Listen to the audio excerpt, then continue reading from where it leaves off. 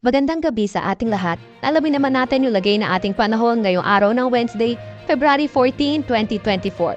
Sa kasalukuyan nga ay northeast monsoon o amihan, patuloy pa rin yung epekto sa may northern at central Luzon. Inaasahan naman natin sa ating buong kapuluan na magiging partly cloudy to cloudy skies dito sa may Ilocos Region, sa may Cordillera Administrative Region, sa may Cagayan Valley, sa may Central Luzon at Calabarzon. Asahan naman natin yung mga tsansa ng mga mahihinang pagulan kung saan naman dito sa may Mimaropa, sa may Visayas at sa may Mindanao may mga tsansa tayo na mga localized thunderstorms. Para naman sa lagay ng panahon bukas, inaasahan natin dito na lang sa may Northern Luzon makaka-apekto yung amihan, particularly dito sa may Ilocos Region, sa may Cordillera Administrative Region at Cagayan Valley, kaya mga light rain to ina-expect natin sa areas na yan.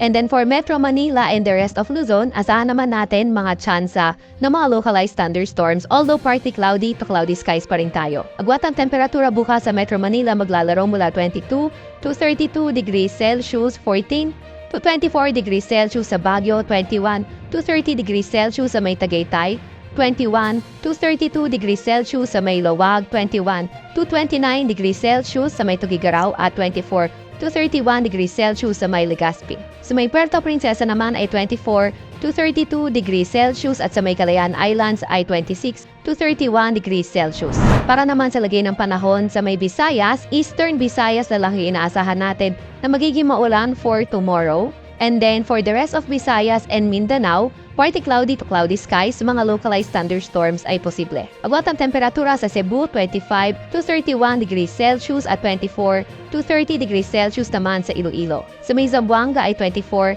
to 34 degrees Celsius, sa may Davao ay 23 to 30 degrees Celsius naman. Wala naman tayong nakataas na gale warning sa kahit anong baybay na ating bansa, pero ingat pa rin sa papalaot sa may silangang bahagi na ating bansa dahil posible katamtaman hanggang sa maalong karagatan. Para naman sa 3-day weather outlook na mga pangunahing syudad natin, inaasahan nga natin dito sa may Metro Manila and Legazpi Friday to Sunday. Better weather condition pa rin kung saan may mga tsansa lamang ng mga localized thunderstorms, at sa Baguio naman, although magandang panahon din yung inaasahan natin, mga may hinang pagulan, posible pa rin yan. Agwat ang temperatura sa Metro Manila maglalaro mula 22 to 32 degrees Celsius, 14 to 24 degrees Celsius naman sa Baguio City at 23 to 30 degrees Celsius sa may Legazpi. Para naman sa may Visayas area, inaasahan natin sa susunod na 3 araw ay patuloy naman yung magandang panahon na may mga tsansa na mga localized thunderstorms. Agwat ang temperatura sa Metro Cebu maglalaro mula 24 to 31 degrees Celsius, 24 to 31 degrees Celsius naman sa may Iloilo City at 23